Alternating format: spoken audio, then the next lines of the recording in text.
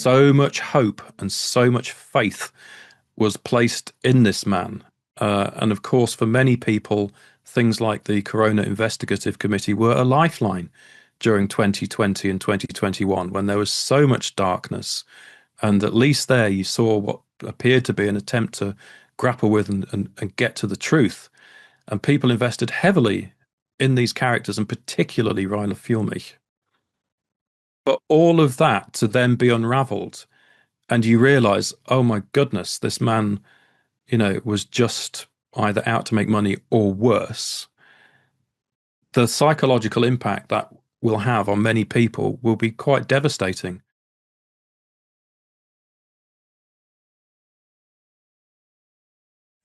Hej och välkomna till Folkets Radio. Welcome to the People's Radio. Today with Dr. David A. Hughes. Welcome. Thank you very much for the invitation. I'm delighted to be with you and to have this opportunity to reach a Swedish audience. It's great to have you. And we're going to talk about your recent article on how the narrative is being controlled, especially in the alternative space. But before we go there, if you could tell us a bit about your background. You have written extensively about the brainwashing and psychological manipulations during the COVID era. And in 2024, 2 years ago, you decided to leave your academic profession, and you write on your homepage that everyone can and must do something to resist the technocratic system of human enslavement. So maybe that's a good place to begin, if you could tell us a bit about your journey and how you arrived at this decision.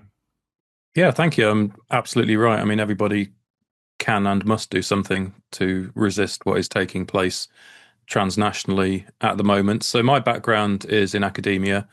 I got my undergraduate and master's degrees from Oxford University. I then got 2 PhDs, one in German studies, one in international relations. I taught for 11 years in full-time continuous employment in academia in the UK, and in many ways everything was going fine. I never intended to be doing this kind of work. But then, of course, 2020 hit. And just prior to the COVID crisis, I'd published an academic journal article asking critical questions about 9/11, which was not well received by the academic community. And as I watched things unfold during COVID, I became increasingly horrified by what I was witnessing. I noticed numerous parallels with the Nazi past, and that's something that I have extensive knowledge of, having studied it for many years. And I became increasingly dismayed by the failure of academia to challenge power in any meaningful way, to have anything genuinely critical to say about these atrocities and crimes that were being committed worldwide. So in the end, I took the decision to leave the profession in 2024, which coincidentally was when my 2 books were published, COVID-19 Psychological Operations and the War for Technocracy, which, as you say, goes deep into the psychological operations that were used during the COVID era. And my other book, Wall Street, the Nazis and the Crimes of the Deep State, which seeks to provide more of a historical context for what's been going on. So since then, that was about 2 years ago, I've been in the independent media space, and I'm just doing what I can to try and kind of explain the bigger picture of what's happening and to make sense of the chaos. So you write in an article that a global class war has been unfolding since 2020, in which a powerful and transnational ruling class has gone to war against the rest of humanity. So, during COVID, it really became visible that this is a global entity. It didn't matter if you lived in the UK or in Russia or in Iran or in Israel. It was the same measures basically everywhere. And then in 2022, all of a sudden, the pandemic was declared to be over and life supposedly went back to normal. How do you see the continuation of this war against humanity since the pandemic? Yeah, I guess the clue is in the title of my book, COVID-19 Psychological Operations and the War for Technocracy. So my thesis is that a transnational ruling class is now essentially acting as one to suppress and ultimately enslave the world population. I think that the writing for this has been on the wall for many decades, actually. But what we saw in 2020 was quite unprecedented and, as you described, involved an extraordinary level of coordination by all states, really, which were clearly acting pretty much on the same page. I know in Sweden there was a brief moment of exception and resistance compared to other countries, perhaps in terms of the measures.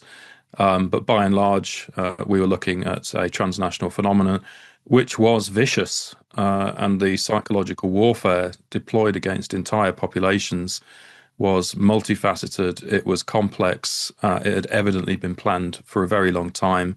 It involved shock techniques, trauma-based mind control, the use of fear, applied behavioral psychology, and many other elements, which I described not only in my first COVID book, that was just volume one. I'm busy writing volume two at the moment. So all of this was going on, and so it begs the question: why? What was it all for? What's it all about? And my thesis is that the ultimate goal is to build a technocratic world state. So this involves the abandonment of the nation state model. It involves dismantling liberal democracy, and it involves instituting an entirely new model on a global scale, which is technocracy.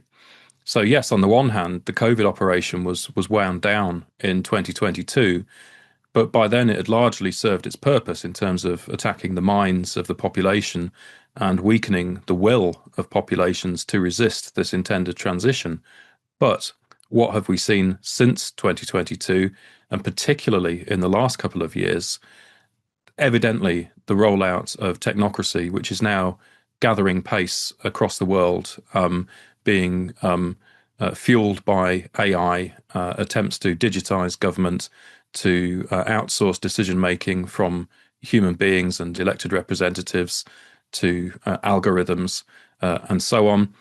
In the United States, we've seen Peter Thiel and Elon Musk get very close to the heart of the US government.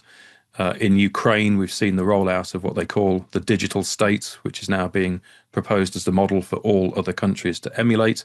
And indeed, virtually all countries now have something called a Ministry for Digital Transformation or something along those lines. So this is happening everywhere.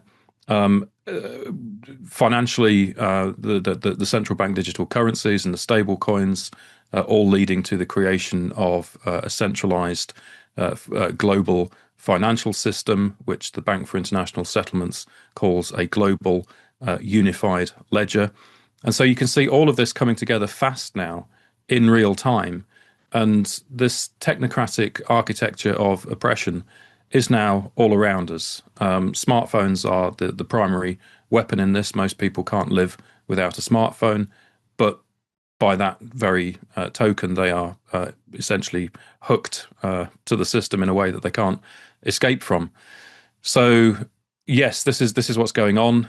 They use the 2030 timeline repeatedly, of course, to kind of mark their agenda and when they want to get this done by. And we are very much now in a war for human freedom, because if we do end up in a system where everything is digitized, everything is online, then it follows that those who control the algorithms, those who control the digital system, will have total control over all of us. And so it might very well be that you might bravely say, no, I never want to take another vaccine for as long as I live. But if the system has complete control over your life through, let's say, your bank account, if you say the wrong things, if you express the wrong opinions as a dissident, then you might find that your ability to spend money is made conditional. You might only be able to spend it on certain things, in certain places, at certain times. Or, worst case scenario, your money supply could be turned off altogether. Now, under those kinds of circumstances, that is a powerful disciplining device. And even though you might have bravely said, no, I'm never going to do X, Y, and Z, well, it might be that when you find that your very means of survival are under threat, that you will in fact do X, Y, and Z. So this is coming down the tracks fast now. It's coming hard, and we all need to resist it. is a bit of a sidetrack, but do you see the war on Iran in the similar context? Yeah, I mean, one thing that I've argued is that all geopolitical conflicts now, while real and while serving particular geopolitical purposes, must be seen within the context of the broader global class war. So I mentioned Ukraine, for example. Now, obviously, that was a geopolitical conflict at one level, but what did it ultimately lead to? The Ukrainian digital state, which is now being proposed as the model for all countries. So there was an additional level to this, which leads to, again, the technocratic enslavement or subjugation at the very least of the global population. Now, in terms of Iran, it's early days. Who knows what the ultimate agendas there might be? But already here in the UK, I have seen petrol prices go up by about 20%. It reminds me somewhat of the steep rise in inflation in the UK in 2022 when the war in Ukraine began. And so what you see is that these conflicts not only have a geopolitical dimension, but they are affecting us, the people here at home. They are making our lives harder. And I've read quite a bit of fear mongering now about the disruption of global supply chains, disruption to oil supplies, disruption to urea, which is needed by farmers, and therefore potential disruptions to the food supply. Now, who knows how all of this will ultimately manifest, but it would not surprise me in the slightest if this particular conflict is again serving part of what I call the omni war, which is a war being waged by the few against the many, by the transnational ruling class against the rest of humanity. And it's being used to make our lives harder and more difficult so that we have enough to put up with at home, just trying to pay the bills and get by. And we don't have the bandwidth, we don't have the energy to be looking at the bigger picture and understanding what's going on and taking active measures to resist. So, just as it was for you, the COVID era sort of woke me up, and I left the mainstream to start my own channel.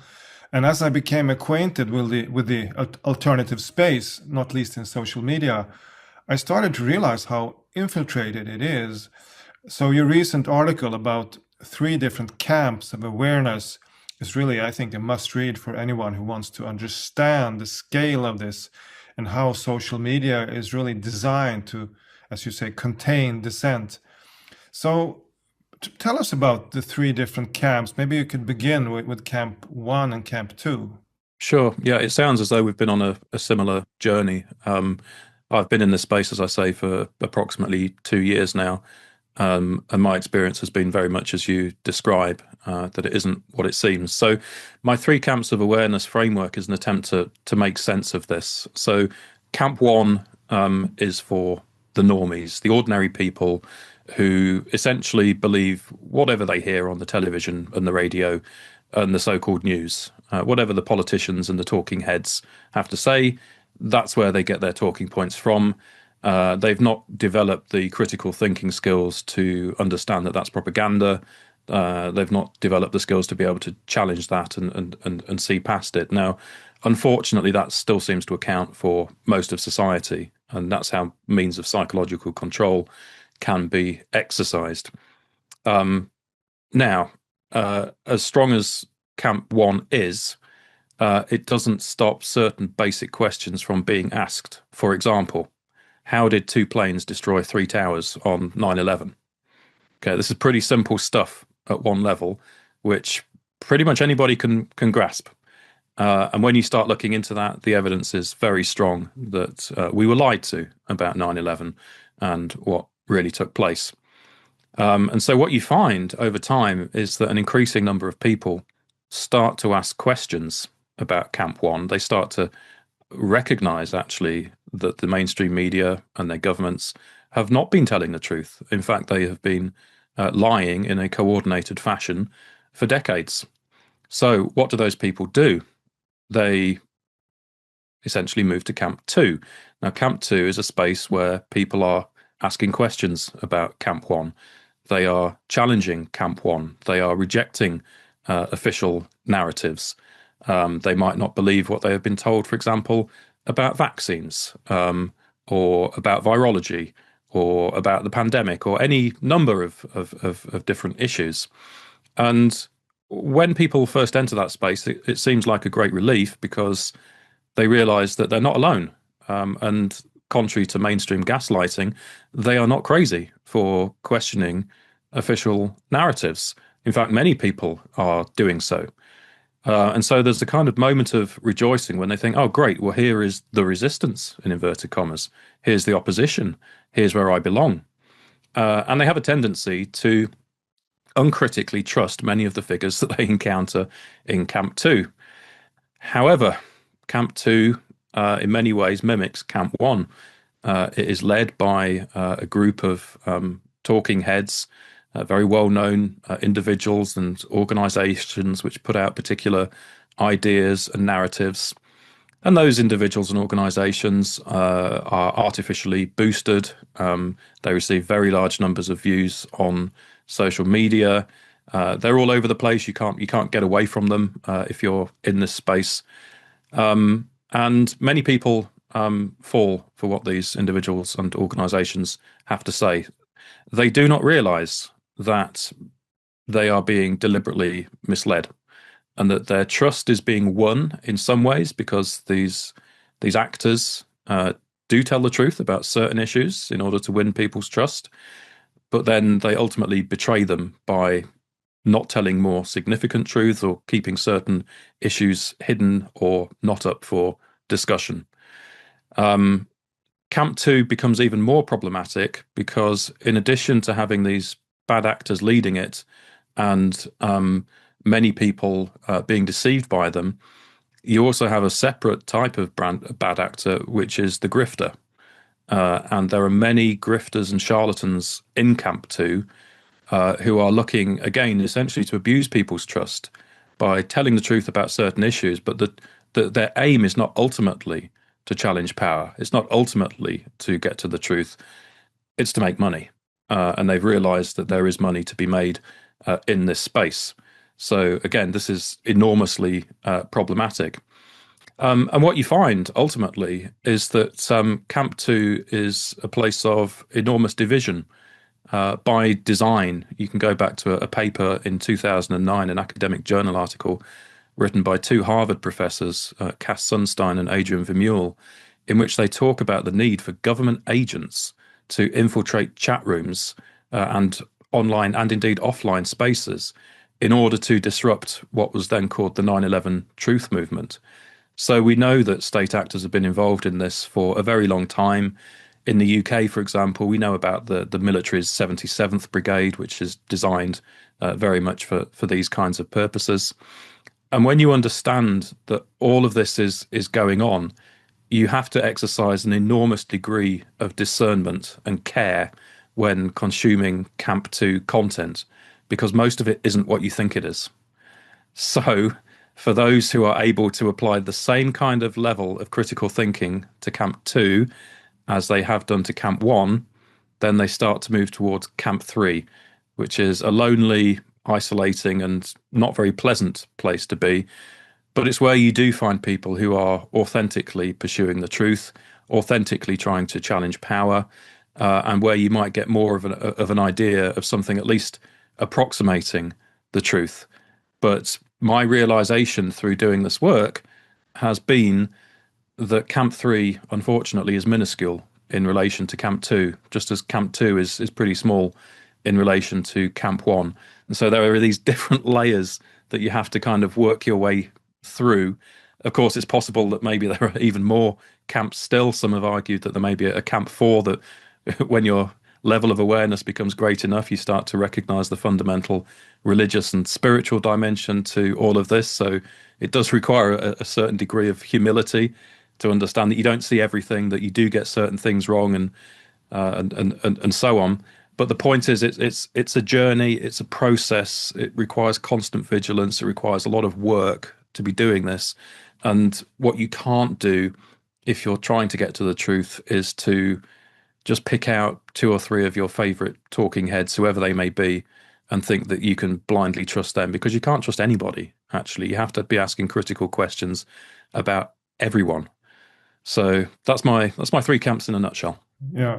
So we'll get back to Camp 3, but if we stay for a while with Camp 2, you say that it's designed to sort of hoover up skeptics. So it's always led by these very well-known figures in the alternative media scene, and their view counts tend to be artificially boosted by the algorithms. What do you think? Are they aware that they're playing this kind of role?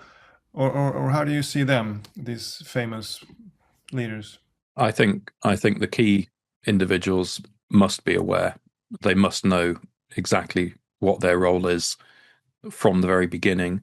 In the context of 9/11, for example, if we take the role of Stephen E. Jones in trying to discredit the work of Dr. Judy Wood and to suppress knowledge about cold fusion, he was very early onto the scene, more or less simultaneous with Wood. It was clear what his role was from the beginning, and you can tell that it's not accidental because you can look at his past history. And back in, was it 1989 or the early 90s, sometime around then, he was actively engaged in trying to shut down cold fusion research. So individuals like this, and of course ties to Los Alamos and so on, the military industrial complex, it's pretty clear really what their role is.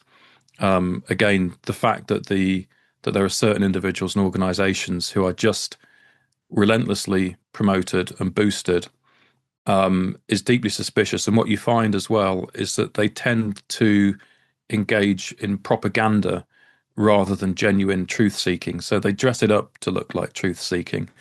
But what they are essentially engaging in is a one-way form of communication in which they are trying to get you to believe in something. And again, that's exactly how it works with Camp 1. So we have to be deeply skeptical of these individuals. Yeah. Yeah, some of them, I mean, they get like view counts, like 100 millions and so on. But then there are also a group which I maybe would call the useful idiots. They are sort of have large egos and they get boosted, and they might not realize that they're actually being used in this way. Yeah, And I don't think that everybody's in the know, so to speak. Yeah. that's right. Yeah. So one of the things that I take care to stress in terms of my three camps model is that it's not simple, that there are kind of various grey areas and areas of overlap between the three camps, and some people may go so far in their journey and come back, or have a foot in Camp 3 on certain issues but not on others. And what you're describing is very important, because I think there are many people in Camp 2 who are not intentionally bad actors, and yet they help to fill that space because they have been deceived in various ways. And when they start, when they engage in promoting certain positions, they will find that the algorithms pick up on that and help to boost them as well, however unwittingly. What's interesting to me about that is it's consistent with NATO's cognitive warfare doctrine. So if you read the NATO documents from 2020, it talks about how traditional forms of propaganda seek to essentially get people to believe something, but that's kind of the end of it. Whereas what you get with social media is something much more advanced, where people not only come to believe something, but they themselves become the active agents of propagating that and advancing that position even further. And so we have this very active network on social media in particular, in which you don't necessarily have to be a bad actor. But if you are putting forward certain positions which are favorable to the control system, you'll nevertheless find yourself being promoted and boosted anyway. Hmm. And one way of describing this sort of strategy is like they have one narrative, they want you to believe in this.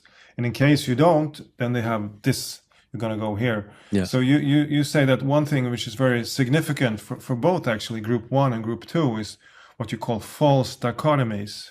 Can you explain? Yeah, for sure. So, I mean, again, with 9/11, the Camp 1 narrative is that planes and Muslim hijackers were to blame. The main Camp 2 narrative is nanothermite and extreme temperatures, or other people argue that mini nukes were involved, again, involving extreme temperatures. And so long as you remain trapped in that paradigm, you don't consider that there may be a third option. So what I've argued in my work is that actually, I mean, obviously Camp 1 is ridiculous. The planes of the Muslim hijackers doesn't make any sense. But also, when you look critically at Camp 2, I can't see any evidence that extreme temperatures, extremely high temperatures, were involved in the destruction of the Twin Towers. So that discredits both the nanothermite and the mini nukes position. And then it means that you have to be looking exactly where they don't want you to look, which is towards the work of Dr. Judy Wood and the evidence that she presents, which is profoundly challenging to both Camp 1 and Camp 2. So that's one example of a false dichotomy in play. Another might have to do with the alleged virus in 2020. And so we were encouraged to believe, first of all, that there is a deadly virus rampaging around the world, which the actual mortality statistics did not bear out in 2020. For example, in the UK, when looking at the official data for age standardized all-cause mortality, 2020 was something like the ninth or 10th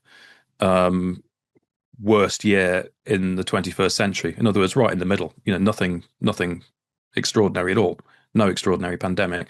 So it's easy enough to disprove the Camp 1 position on the virus, but then we get a Camp 2 position, which was that it was made in a lab, and that it's some form of bioweapon, and that it emerged from Wuhan. And so again, so long as you remain trapped in that paradigm, you're thinking, well, either it's a real virus, it's a naturally occurring virus, and it's highly deadly, or it's an artificially manufactured virus, but it's still really bad and really deadly. Once you're in that dichotomy, what you're not open to is the idea that perhaps there was no virus, and perhaps the whole thing was a very complex psychological warfare operation. And that's the position that I arrive at in my book. And of course, it takes a lot of arguing to make that case, because it's a very complex issue, and prima facie people would say no way. But actually, I think that was the case. To my mind, the authorities did not prove to me, or beyond reasonable doubt, that SARS-CoV-2 existed.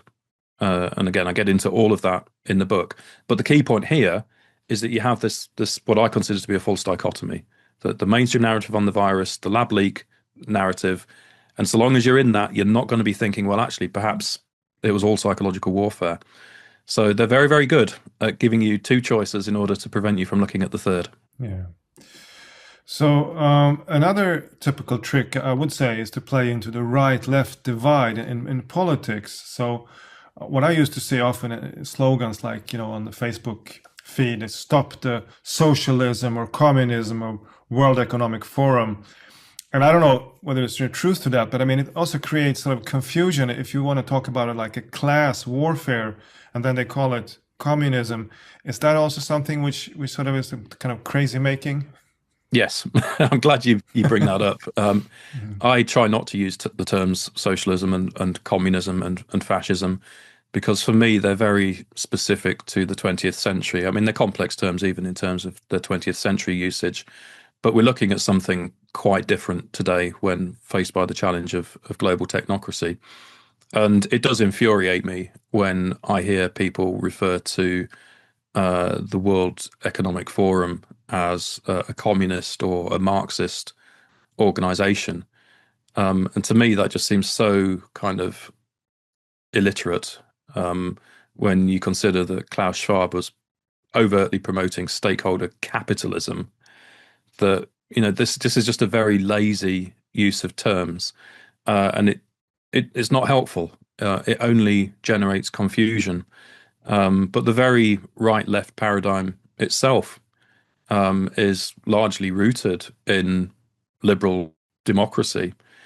And as liberal democracy itself now comes unstuck, and indeed is being deliberately unpicked, that paradigm as well isn't terribly helpful anymore, because the war that we're facing it's not a horizontal war. It's not between nations or whatever. It's a vertical war between classes.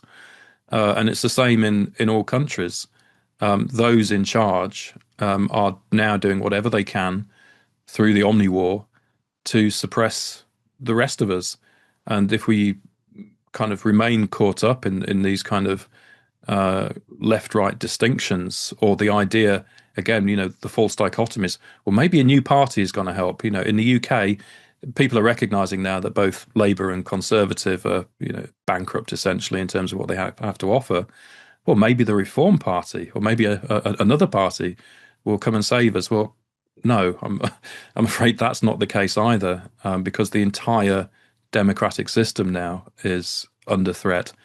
So, yeah, it becomes very difficult because what we see is people essentially clinging to older ways of thinking, or ways of thinking which would have made sense perhaps a few years ago. But since 2020, we have to jettison a lot of that intellectual baggage and really start to work things out afresh. You write in your article that those in Camp 3 are banned, shadow banned, and otherwise censored. The algorithms work against them. Videos which are being watched tens of thousands of times show view counts in the tens or perhaps the hundreds. And it made me think of my own channel. I noticed that certain interviews, they very fast reach like 3,000 or something, like within a few hours, and then the count just comes to a halt, like it's a glass ceiling, and then maybe it's adding just a few hundreds for the next weeks or something. So first I was thinking algorithms, but then I was thinking it's just a number, really. I mean, anybody could write.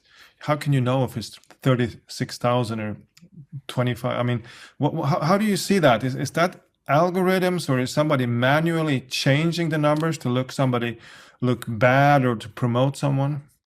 Well, it's both. I mean, it's the algorithms, but the algorithms are, of course, responding to instructions that somebody somewhere has keyed in. Those instructions don't necessarily need to be against you personally, but maybe against, all content creators that are pushing a certain position. Yeah, I was just thinking algorithms. I mean, as I understand them, they sort of decide how many people can see this in different feeds and so on. But my followers, I guess they would still see that there's a new video and they would watch it. If so, but just changing the number, it seems like a typical thing for a three-letter agency or something, just to have somebody go through and just bring it down. Absolutely. And again, this is the kind of the power of the algorithm ghetto. And I mean, it's been known for many years, since 2020 at least, of course, going back beyond then, that on YouTube, for example, Facebook, and these major platforms, that the dissident content, even before being banned or shadow banned, was being severely throttled in terms of the apparent view count.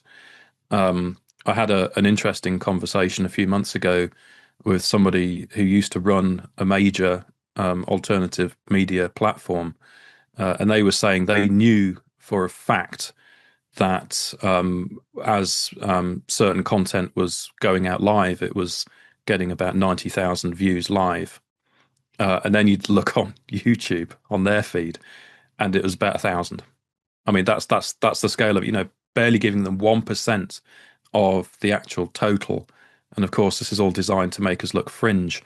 Now, where it gets more and more nefarious is it's not just those really major platforms. It's platforms like Substack, which advertised itself as a free speech platform that wasn't going to engage in this kind of behavior. And it won a lot of people over, and many people joined, many independent content creators, because it looked like a genuine alternative for a while. But I think over the last 12 months at least, more and more people have been asking critical questions about Substack in terms of what they considered to be manipulations of view counts, subscriptions, unsubscriptions, etc. That was before we got to the debacle in December 2025, when Substack started requiring biometric identification for certain people in certain parts of the world to be able to access content. And I've been quite interested because I chose to move all of my paid subscribers away from Substack onto my own website at that point. And what I've noticed is that before I did that, my subscriber count had essentially plateaued. It had gone flat. And it had done for a couple of months. And I just kind of shrugged my shoulders. Oh, well, okay. Maybe there's nothing to it. I mean, other people have been reporting precipitous declines in their subscribers. So I thought, well, who knows? Fascinatingly, since I've got off Substack, I'm now with Ghost. I'm noticing that subscriber count just going back up again. And so I'm thinking that probably was manipulated, actually. They probably were quietly removing subscribers just to keep me in my place and make sure I don't reach too many people, etc. So it's really devious the way they do this. It's horrible. So you mentioned 9/11 and how the official narrative about the 19 hijackers coordinated by bin Laden, and then the alternative narrative with the controlled demolition. And as an example of Camp 3, you mentioned Judy Wood and her claims of there being some kind of secret energy weapon. So I guess some people would probably, object that this kind of narrative that she comes with, that's like a flat earth things to make the narrative sound crazy and so on.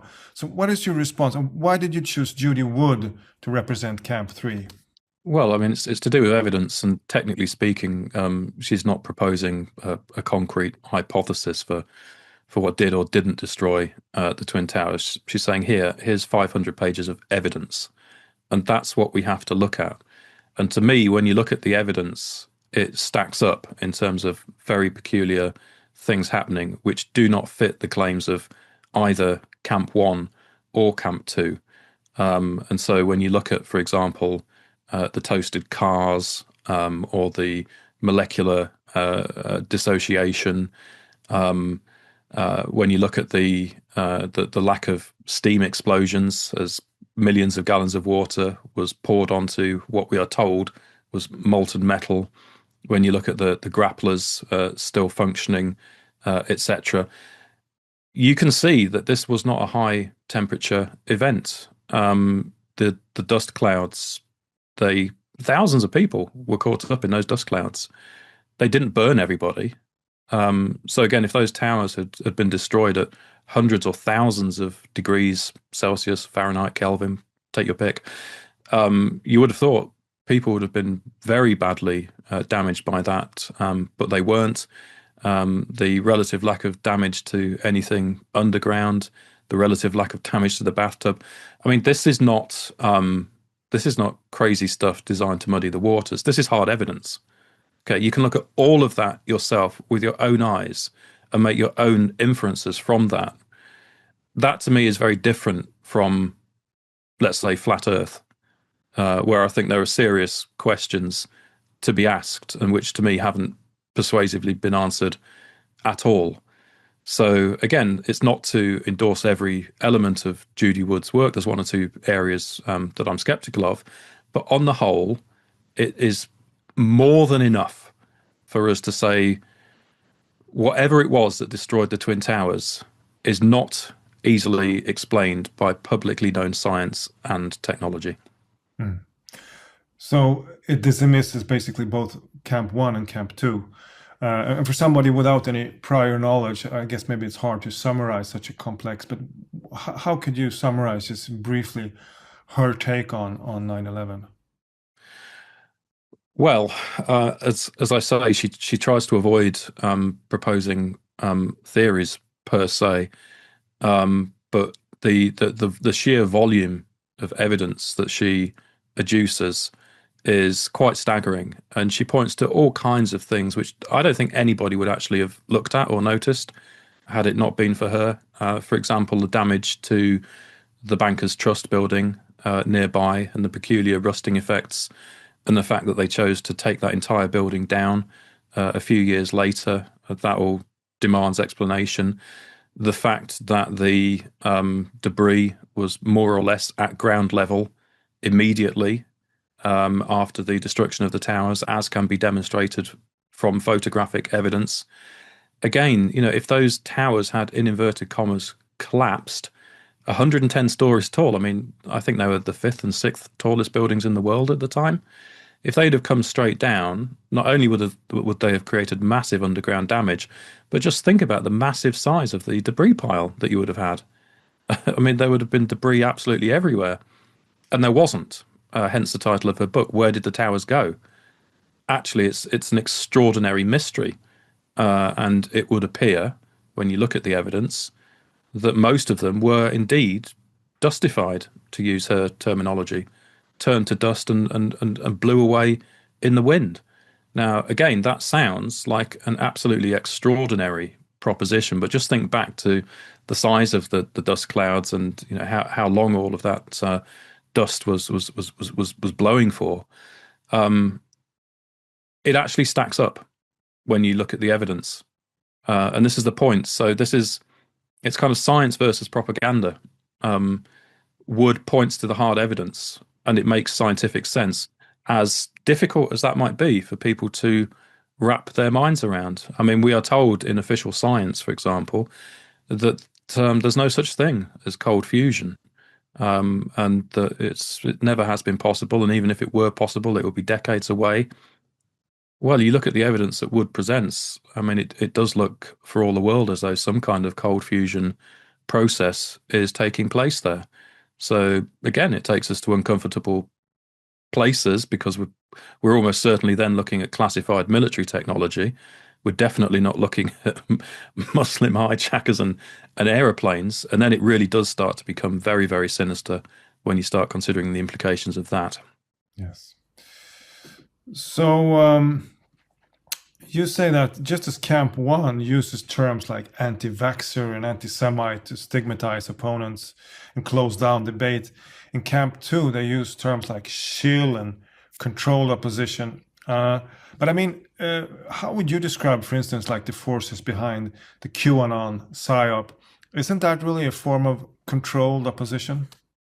Yeah, it would seem that way, wouldn't it? It's an attempt to encourage people to outsource responsibility for doing anything themselves.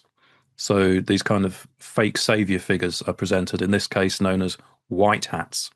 And we're told, don't worry, guys, everything will be okay. Trust the plan. The white hats have got it. There's these really good guys there working behind the scenes to counter everything that's going on. Really? I see no evidence of that, nor does that make any particular sense to me. And so it seems like a yet another operation that is designed to minimize resistance. I mean, if people were to really understand what's been going on since 2020 and indeed before, I mean, there would be massive resistance, if not revolution, overnight. And so the whole game becomes psyops, essentially. You have to find as many different ways as you can to stop people from understanding what's going on, or to make them outsource their responsibility, even if they do, or to keep them trapped in states of fear and confusion and so on, so that they don't actually take any meaningful action. It's quite incredible the age that we live in, because we have the numbers on our side. Mass non-compliance is a very straightforward way of putting an end to this technocratic agenda.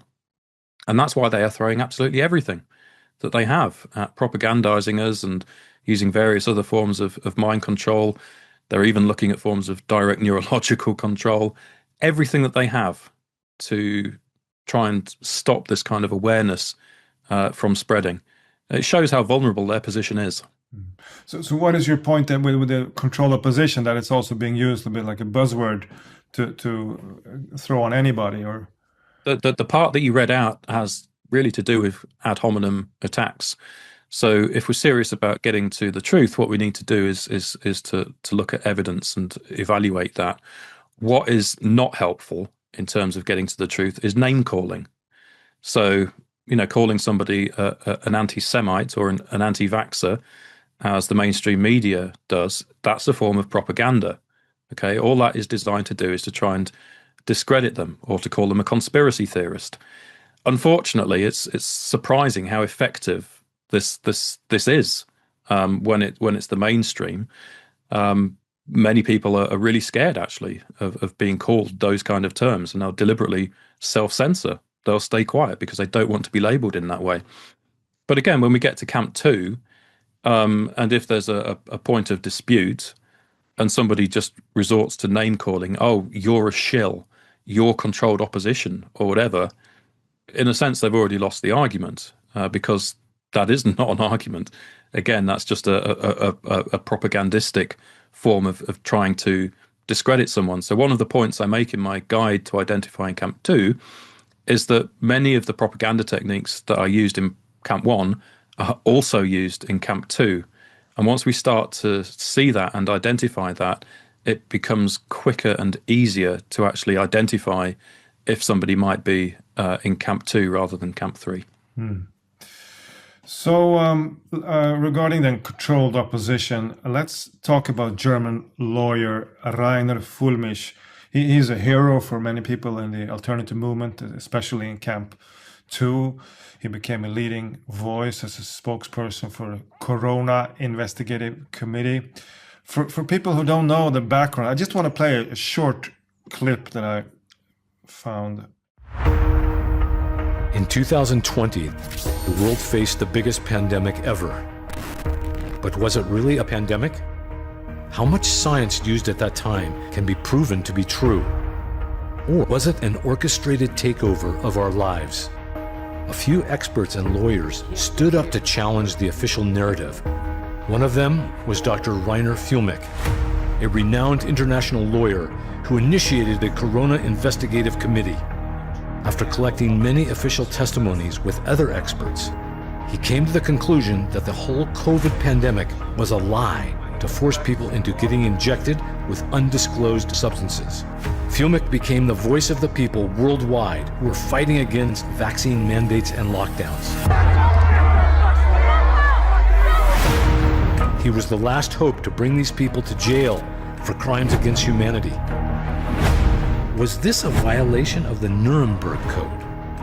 The governmental and corporate forces behind the pandemic were working furiously to stop Fuellmich at any cost.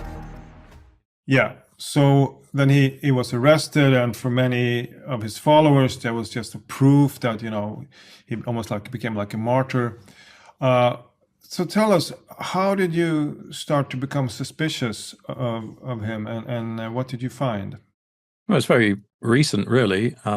In December 2025, I was having a private conversation with people who were quite close to the Corona Investigative Committee, and they were expressing their own private doubts about the role of Reiner Fuellmich. And I found what they had to say was very, very interesting. I personally was on the fence before then, but it sounded quite persuasive to me. And then separately, somebody sent me the legal verdict on the Fuellmich case in January or February 2026. And I took a read through it. And for me, it was a very clear case of guilty.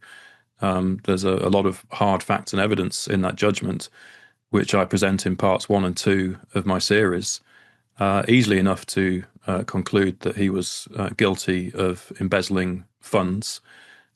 He took them from the committee and used them for his own private use. He sent a lot of them to his wife's bank account.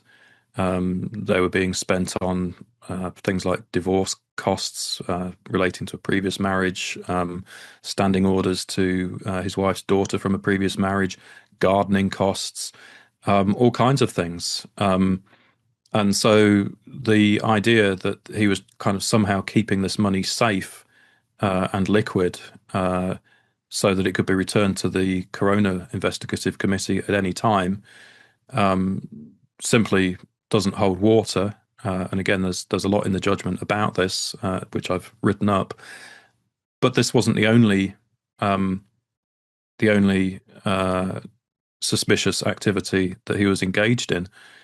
He was also running a promised transnational class action lawsuit with another lawyer called Marcel Templin, in which clients would pay 800 euros plus VAT, so 1,000 euros in total, to sign up to be part of this. And the idea was that somehow they were going to use the Anglo-American legal system to get justice for German entrepreneurs and business owners who had been harmed by the COVID measures, by the government's measures.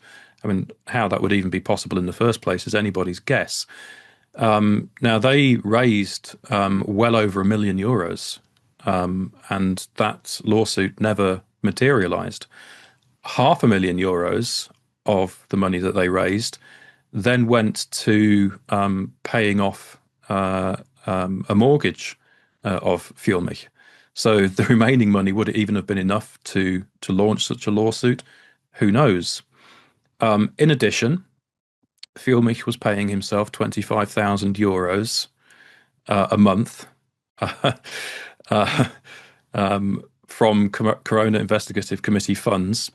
And this went on for 17 months without anybody noticing, allegedly. I mean, it begs the question, how could nobody notice? But that was a total of over €500,000 that went into his accounts. There are questions to be asked about the sale of his house eventually. As I say, €500,000 came from the class action lawsuit funds and were legally extended to him by Marcel Templin. When it came to selling the house, it was found that there was encumbrances on the property, which meant that it couldn't be sold until this was taken care of.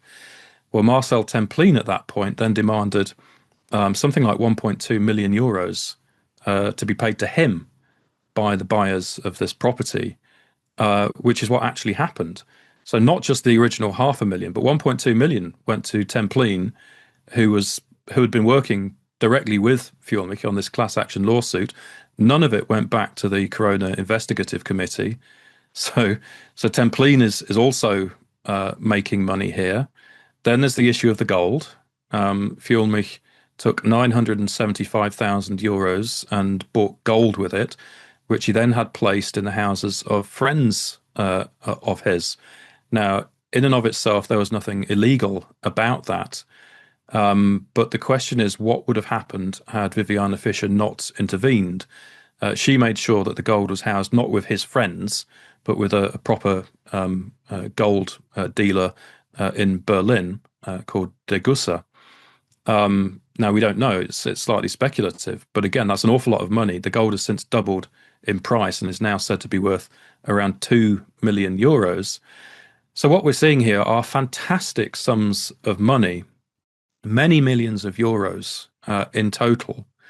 And this was all donated by the public in good faith that something good would come about. Well, what has the public actually received? As I say, the transnational lawsuit went nowhere. The Corona Committee, okay, it produced several years of high quality, professionally produced live feeds in which international experts were interviewed. But what else? I mean, you know, if you look at its website, it claims to want to investigate the you know, what took place during COVID. But I mean, many people have been doing that. So that clip that you played, you know, oh, Fuellmich, you know, he was this great guy. He did all these interviews. He came to the conclusion that the pandemic was fake and, you know, a pretext and not what we were told. Well, lots of people actually were doing this work. I mean, look at somebody like Hrvoje Moric of Geopolitics and Empire. It wouldn't surprise me if he has conducted more interviews, in fact, than the Corona Investigative Committee, of all kinds of people, not just people that he agrees with, but also people that he disagrees with from a more balanced view.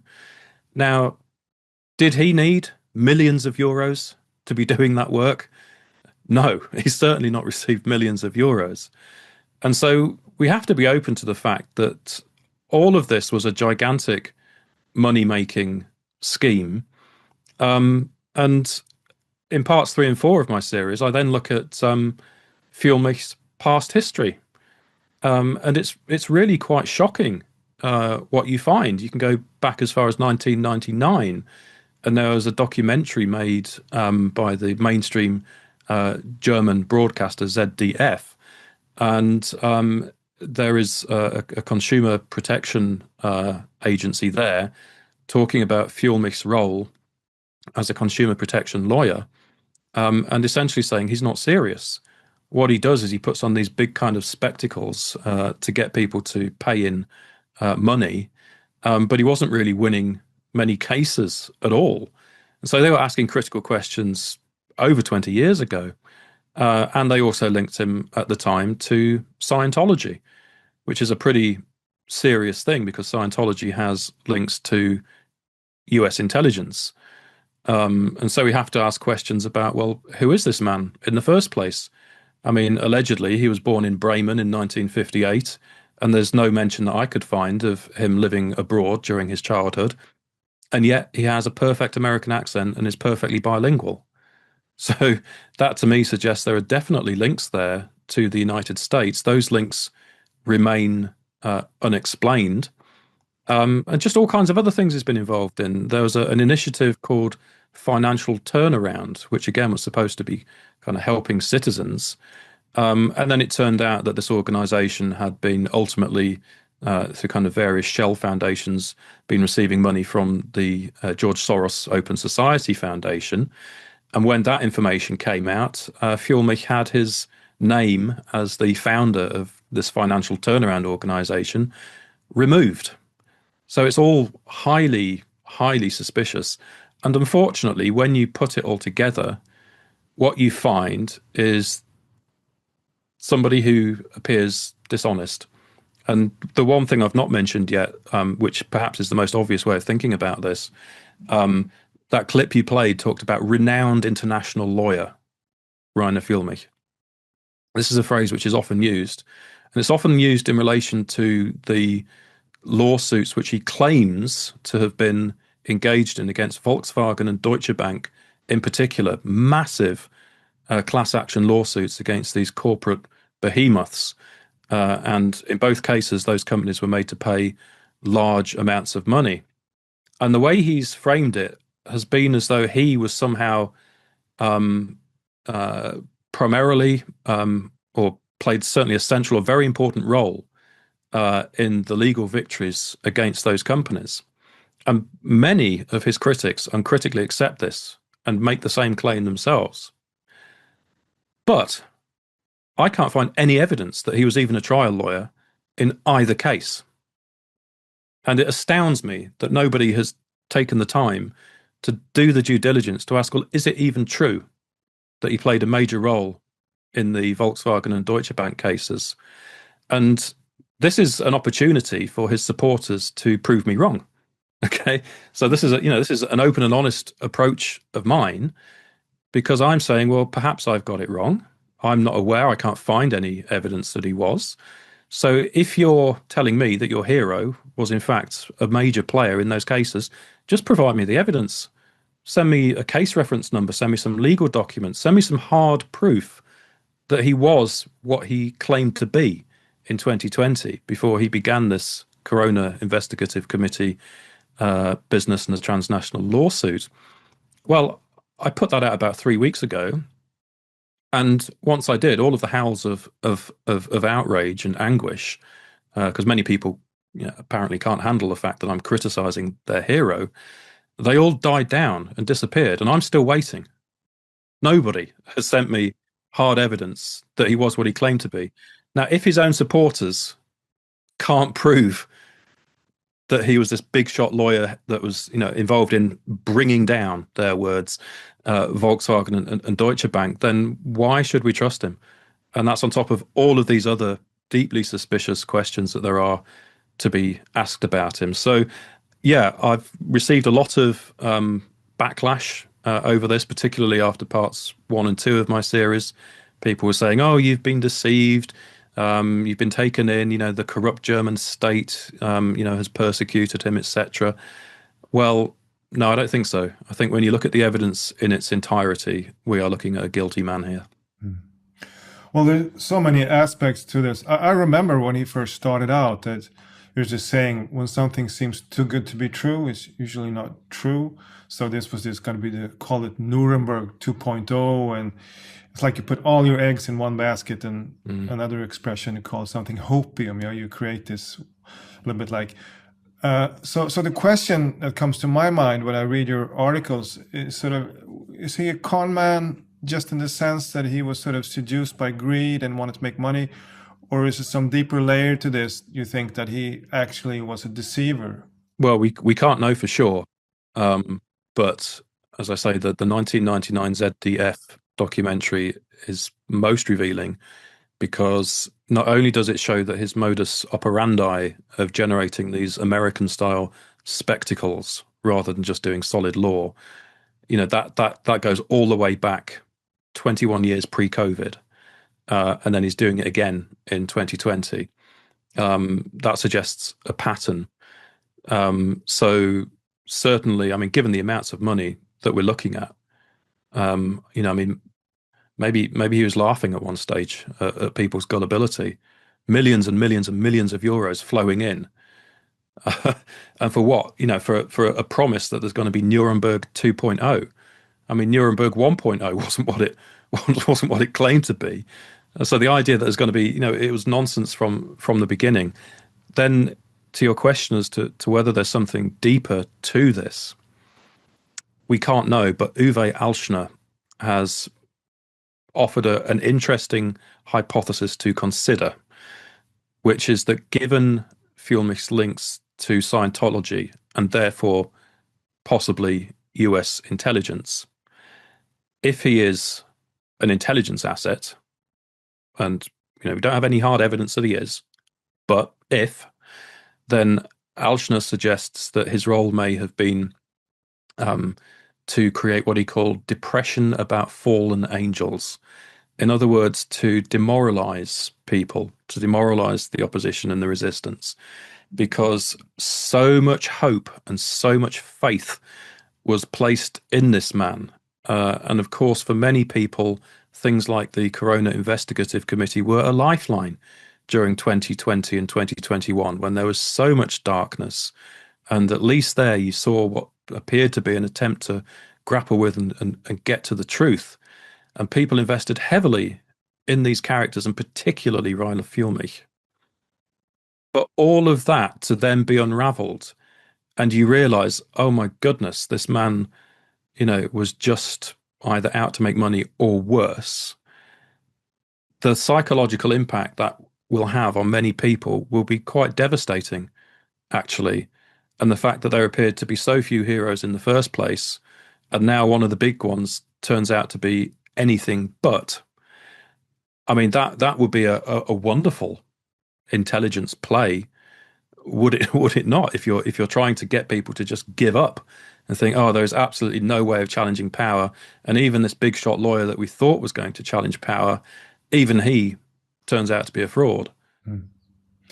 Yeah, and you wrote about also that you were fiercely attacked by his supporters, and I mean, I understand, of course, the same thing I happened to me when I criticized QAnon, because some people are maybe, they're paid to attack you, but some people it's genuine, as you say, it's a lifeline, and you take away basically their religion, So of course, it creates a lot of rage and despair. But I remember one very common theme, which is sort of especially in the camp too, is like often people would say, we have to stay together, we have to stick together, we shouldn't create infighting. And I was thinking, at some level, it's true. I mean, if we all become paranoid, nobody can trust anyone. That's no good. But if we just say we would be living in Eastern Germany and it would become a new initiative, it would be quite logical to ask, okay, does it have any connection to Stasi, to the secret police? So I guess but you have to find a balance between becoming completely paranoid, but also to, of course, when these prophets come along to ask the critical questions. Yeah, and again, in terms of the parallels between Camp 1 and Camp 2, what were we told repeatedly in 2020?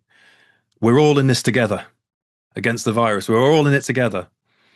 And now, what do we find among all manner of Camp 2 talking heads? We're all in it together against Camp 1.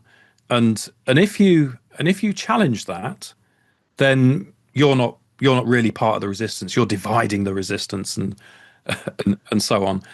And it's all a very phony narrative because we're not in this together. Camp 2 is a viper's nest. It's full of bad actors. It's full of people deliberately trying to mislead others and take them astray. So, let's be honest about that.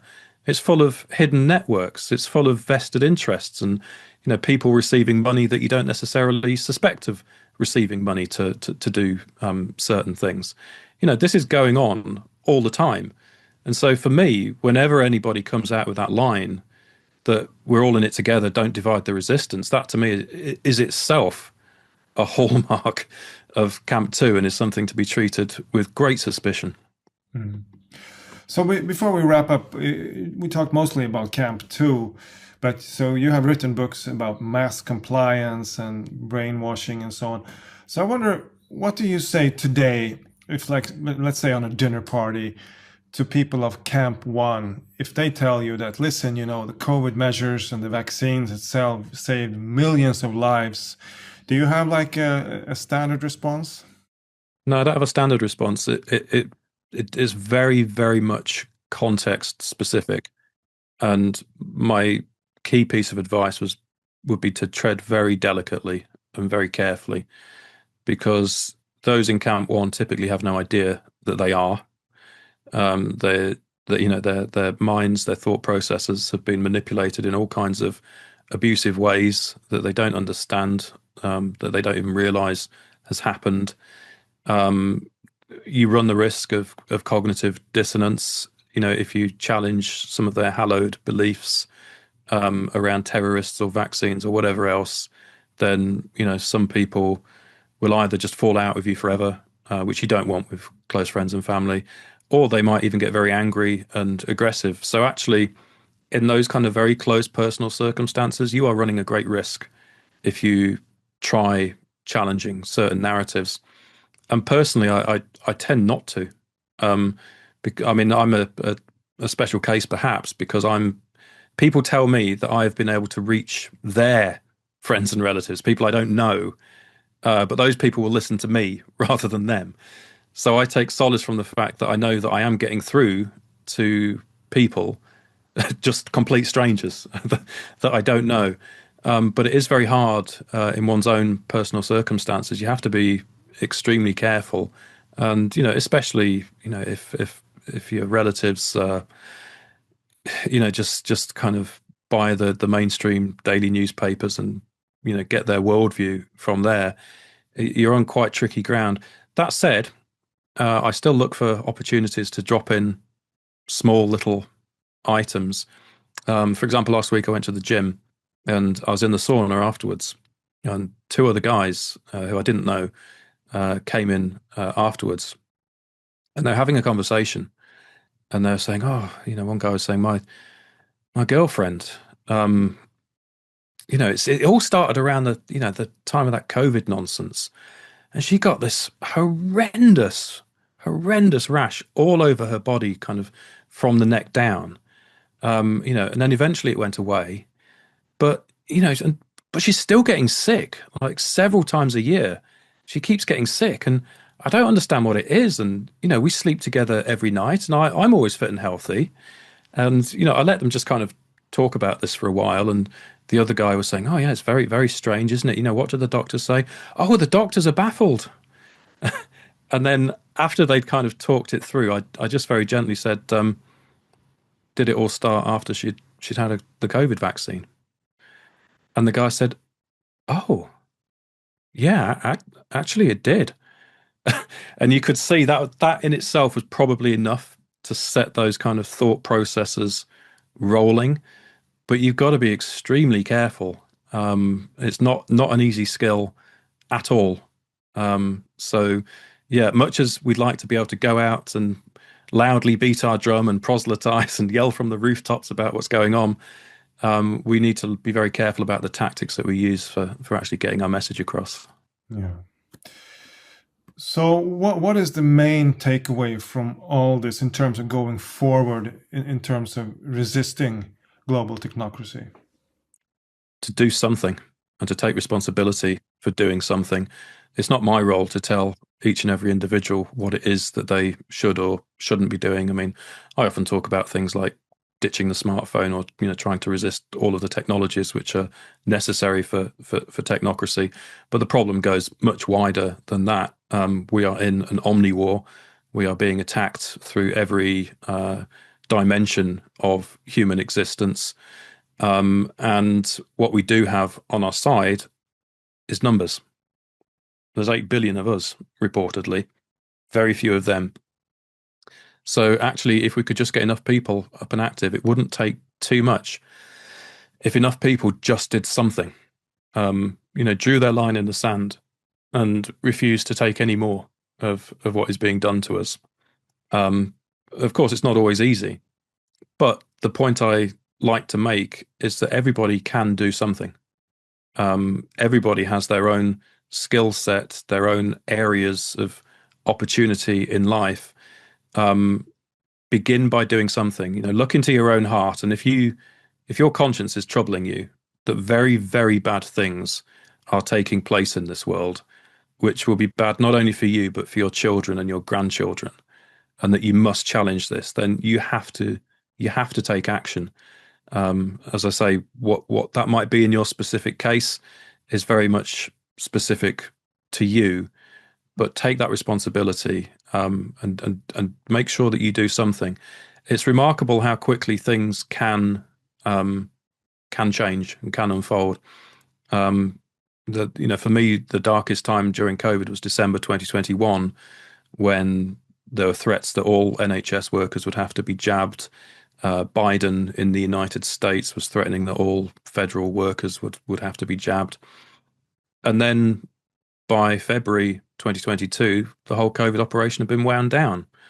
And that was very significant to me. Of course, one of the key things that happened during the intervening time was the Canadian truckers convoy, where you had thousands of people turning out in every town across Canada as the convoy passed through.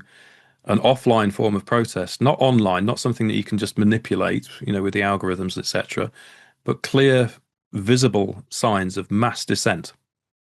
And all of a sudden, they chose to wind down the operation at that point. So we must never underestimate our power. They use the psyops to make things look difficult, if not impossible or overwhelming for us. But no. If enough people just get up and active, then there are tremendous possibilities actually for resistance. So finally, David, where can people go to follow your work and to support your work? The main place is my website, davidahughes.net. So all of my work is on there. I should add, since leaving academia, I don't have a salary anymore. I'm not employed anymore. I'm self-employed. So I'm entirely reliant now on public support to keep doing this work. I did have some offers of sponsorship last summer, which I turned down because I did not want to be financially beholden to anyone. So if you do like my work, if you do value my content, please consider taking out a subscription or visiting the support tab for other ways of supporting my work. I am still temporarily on Substack, although all my content there kind of comes out at least a week later than on my website, and I've closed down the comments on Substack, etc. I'm trying not to feed the beast. Eventually, I'll get rid of the Substack site altogether. But as I say, the main place is davidahughes.net. David Hughes, I can pronounce it. It's been a great pleasure to have you on. Thank you. Likewise, yeah, thank you. I really appreciate the opportunity. It's been great.